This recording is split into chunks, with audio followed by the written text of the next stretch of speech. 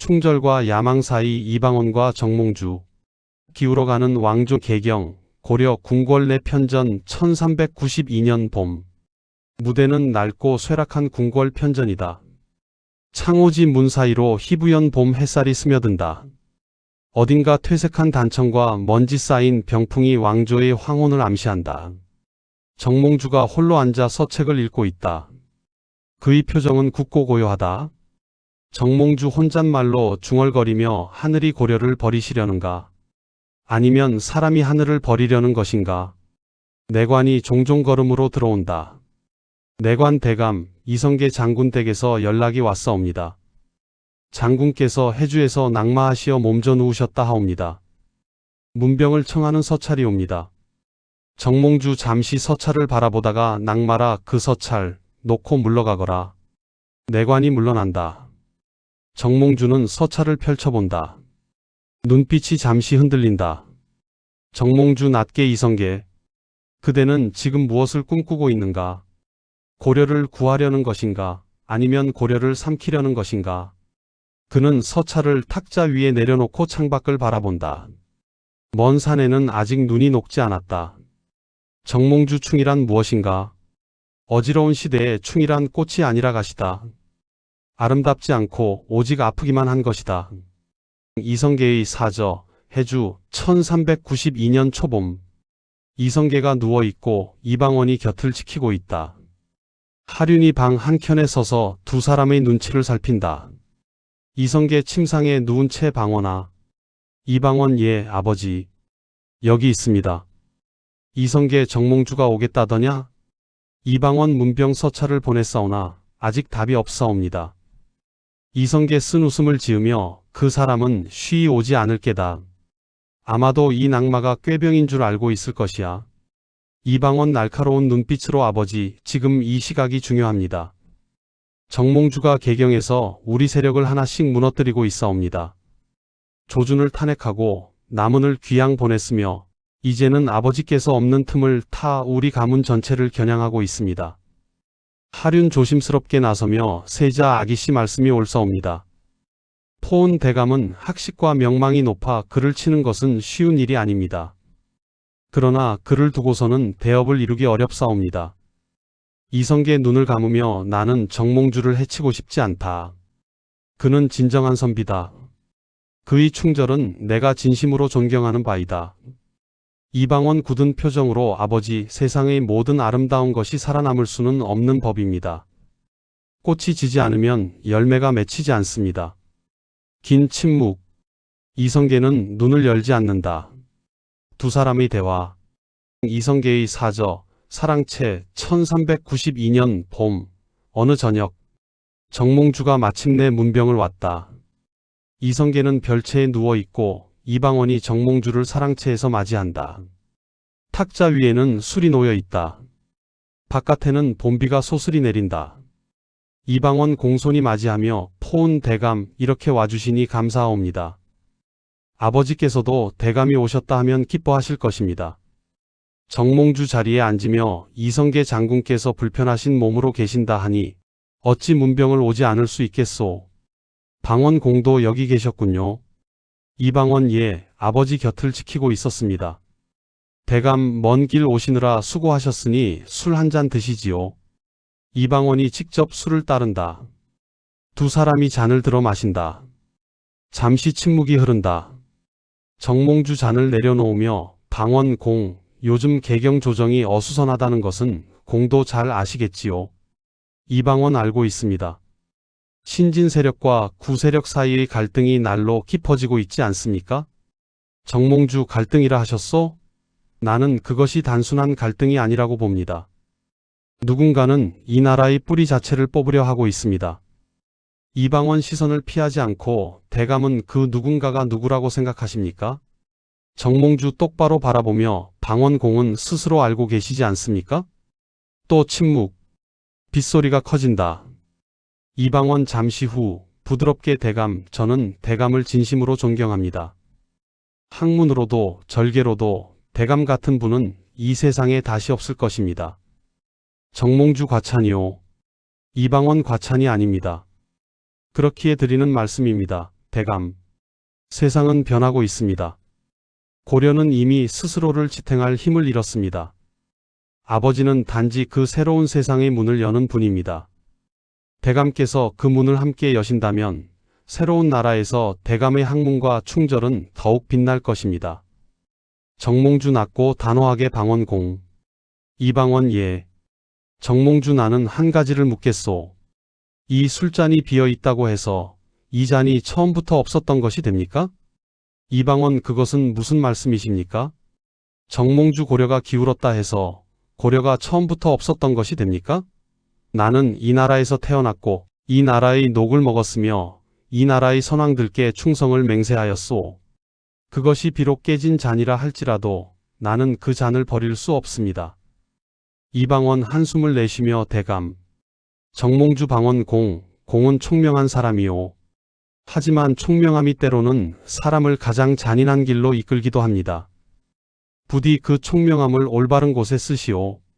같은 사랑채. 조금 후. 두 사람은 다시 술을 마신다.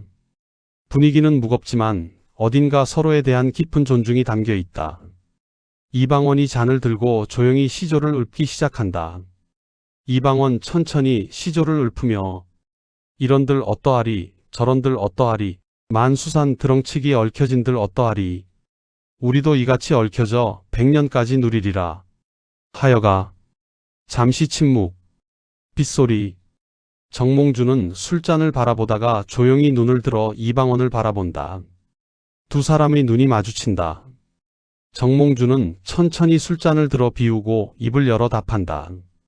정몽주 또렷하고 담담하게 시조를 읊으며 이 몸이 죽고 죽어 100번 고쳐 죽어 백골이 진토되어 넛이라도 있고 없고 임향한 일편단심이야 가실 줄이 있으랴.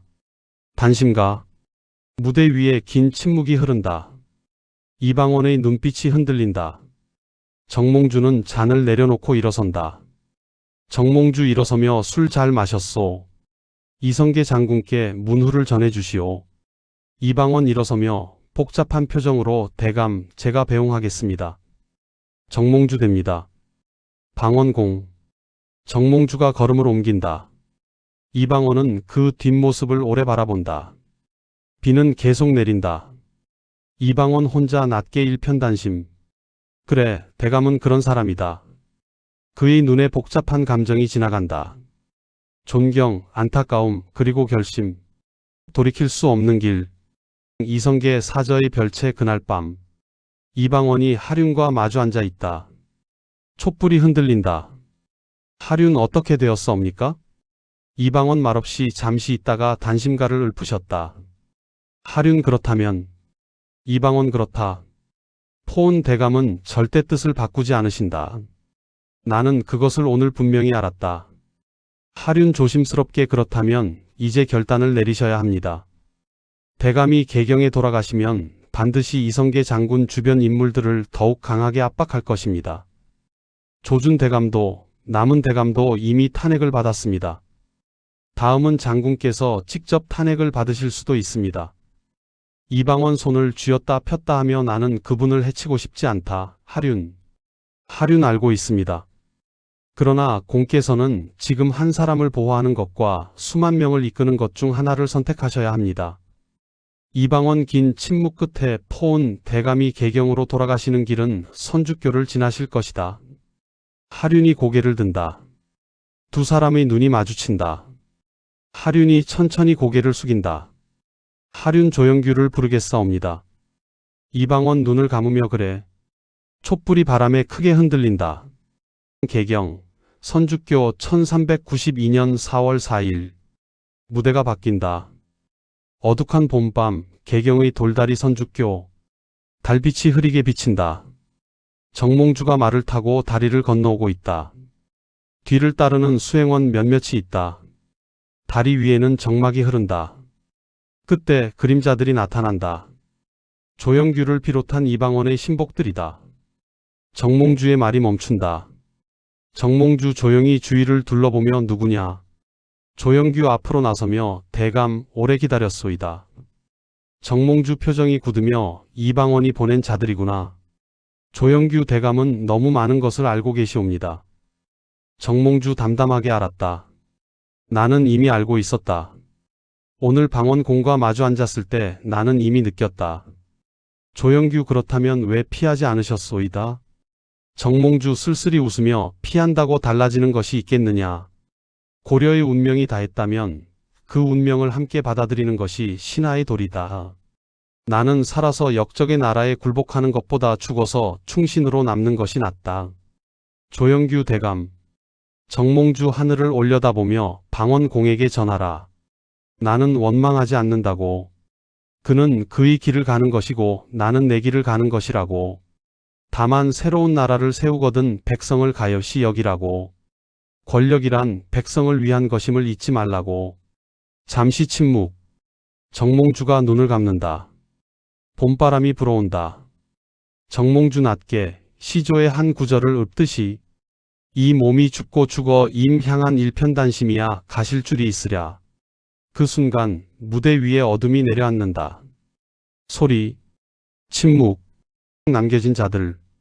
이성계의 사저 그 이튿날 아침. 이방원이 홀로 방 안에 앉아 있다. 새벽빛이 창에 스민다. 하륜이 들어온다. 하륜공, 일이 이루어졌사옵니다. 이방원은 아무 말도 하지 않는다. 오래 창밖을 바라본다. 하륜공, 이제 장애물이 없어졌습니다. 조정의 여론이 흔들리고 있으며 조준 대감도 다시 힘을 쓸 수 있게 되었습니다. 대업이 멀지 않았사옵니다. 이방원 낮게 선주교에 피가 흘렀느냐? 하륜예. 이방원 그 피는 마르지 않을 것이다. 하륜공. 이방원 일어서며 역사는 기억한다. 하륜. 승리한 자도 기억하지만 죽어서도 절개를 지킨 자도 기억한다. 정몽주 대감은 지금 죽었지만 그의 이름은 살아남을 것이다. 어쩌면 나보다 더 오래. 하륜 고개를 숙이며 그럴 것입니다. 이방원 창밖을 바라보며 대감이 마지막으로 하신 말씀이 무엇이었느냐. 하륜 조영규의 말로는 새로운 나라를 세우거든 백성을 가여시 여기라 하셨다 합니다. 이방원의 눈가가 떨린다. 그는 눈을 질끈 감는다. 이방원 백성을 가엽시 여기라 포온 대감. 그 말씀 제가 반드시 가슴에 새기겠습니다. 개경, 선주교 앞 같은 날 낮. 선주교 앞. 피가 얼룩진 돌다리. 사람들이 삼삼오오 모여 소곤거린다. 그 중에 한 노인이 서서 다리를 바라보고 있다. 노인 혼잣말로 포온 대감이 여기서 돌아가셨구나. 이 나라도 이제 끝이로다. 젊은 선비 하나가 다가선다. 젊은 선비 할아버지, 포온 대감이 왜 돌아가셨습니까? 이성계 장군께 따르셨다면 살 수 있지 않으셨겠습니까? 노인 돌아보며 젊은이, 살기 위해 절개를 버린다면 그것이 사는 것이겠느냐? 포온 대감은 고려의 신하로 태어나 고려의 신하로 죽으셨다. 그것이 그분이 선택하신 삶이다. 젊은 선비하지만 세상이 바뀌고 있지 않습니까? 이성계 장군의 새로운 나라가 백성에게 더 좋을 수도 있지 않겠습니까? 노인 한참 생각하다가 그럴 수도 있겠지. 하지만 말이다. 세상이 바뀐다고 해서 의리와 충절이 같이 없어지는 것은 아니다. 포온 대감이 남기신 것은 고려만이 아니야. 사람이 사람답게 살기 위한 정신을 남기신 것이다. 그 정신은 새로운 나라에서도 그 다음 나라에서도 살아있을 것이다. 노인이 천천히 다리를 바라보다가 등을 돌려 걸어간다. 젊은 선비가 다리 앞에 서서 오래 생각에 잠긴다. 이성계의 사저, 이성계의 방 그날 저녁. 이성계가 침상에 앉아 있다. 이방원이 들어온다. 이성계 방원아. 이방원 예 아버지. 이성계 정몽주 대감이 선주교에서 돌아가셨다 들었다. 이방원 고개를 숙이며 예. 침묵. 이성계의 눈이 가늘어진다. 이성계 내가 한 일이냐? 이방원 잠시 침묵 후 아버지의 앞길을 위한 일이었사옵니다. 이성계 천천히 눈을 감으며 그분은 이 나라 최고의 선비였다. 그 학문과 절개는 내가 진심으로 존경했다. 나는 그분을 해치고 싶지 않았어. 이방원 아버지, 저도 해치고 싶지 않았습니다. 그러나 그분이 살아계신 한 아버지의 대업은 이루어질 수 없었습니다. 저는 아버지를 위해, 이 나라의 새로운 백성들을 위해. 이성계 눈을 뜨며 쓸쓸하게 그래. 알고 있다. 하지만 방원아, 알아야 한다. 권력은 언제나 피의 값을 치른다. 너는 오늘 그 값의 일부를 치렀다. 앞으로 더 많은 값을 치를 것이다. 그 무게를 견딜 수 있겠느냐? 이방원 눈빛이 굳으며 견디겠습니다. 반드시 좋은 나라를 만들겠습니다. 그것만이 포온 대감의 마지막 말씀에 보답하는 길일 것입니다. 이성계 눈을 감으며 포온이 마지막으로 무슨 말을 하셨느냐? 이방원 새로운 나라를 세우거든 백성을 가여시 여기라 하셨다 합니다. 이성계의 눈가에 눈물이 맺힌다. 이성계 그분답구나. 역사의 선고. 에필로그 먼 훗날 어느 서재. 시간이 흐른다. 무대 위에는 한 선비가 홀로 앉아 글을 쓰고 있다. 그 선비가 천천히 고개를 들어 관객을 바라본다. 선비 천천히 1392년 7월 이성계는 조선을 건국하였습니다. 이방원은 두 차례의 왕자의 난을 거쳐 훗날 태종이 되었고 조선의 기틀을 닦은 왕으로 역사에 남았습니다. 잠시 멈추었다가 선비 그리고 정몽주. 그는 선주교에서 죽었지만 그의 이름은 살아남았습니다. 조선이 건국된 이후에도 그의 충절은 후세 사람들에게 끊임없이 기억되었고 마침내 조선 왕조는 그에게 영의정을 추증하고 문충이라는 시호를 내렸습니다. 그를 죽인 나라가 그를 가장 높이 기린 것입니다. 선비가 붓을 내려놓는다. 선비 선주교의 돌에는 지금도 붉은 얼룩이 남아있다고 합니다.